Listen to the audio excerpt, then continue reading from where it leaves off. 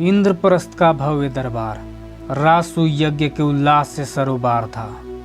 पांडव पुत्र युधिष्ठिर को चक्रवर्ती सम्राट घोषित किया जा चुका था। इस महान अनुष्ठान में देश देशांतर के राजा और ऋषि उपस्थित थे। सभा में जब प्रश्न उठा कि अग्र पूजा किसकी होनी चाहिए, तब पितामह भीष्म ने निर्विवाद रूप से भगवान कृष्ण का नाम लिया।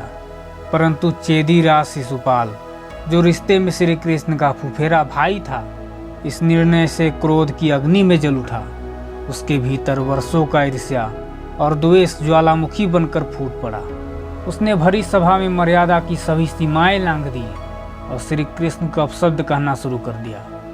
श्री कृष्ण शांति से मुस्कुराते हुए सिंहासन पर बैठे रहे। शिशुपाल एक के बाद एक भयंकर गालियां देता रहा। सभा में सन्नाटा छा गया था।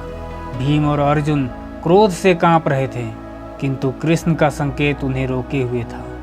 दरअसल शिशुपाल के जन्म के समय यह आकाशवाणी हुई थी कि इसका वध वही करेगा जिसकी गोद में बैठते ही इसकी अतिरिक्त आंख और हाथ लुप्त हो जाएंगे। जब बालक शिशुपाल कृष्ण की गोद में आया तो वह सामान्य हो गया।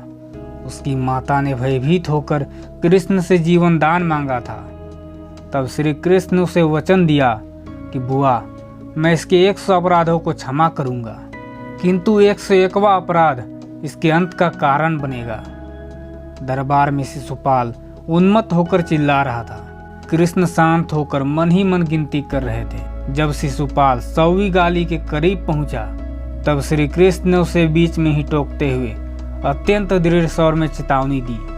शिशुपाल, सावधान हो जाओ, तुम्हारी माता को दिया मेरा वचन अब पूर्ण होने को है। अपनी जिह्वा पर लगाम लगाओ और अपनी मृत्यु का आमंत्रण मत दो, अन्यथा परिणाम विनाशकारी होगा। पूरा दरबार इस गंभीर चेतावनी से सन्न रह गया, परंतु काल के वश में हो चुके शिशुपाल पर इसका कोई प्रभाव नहीं पड़ा।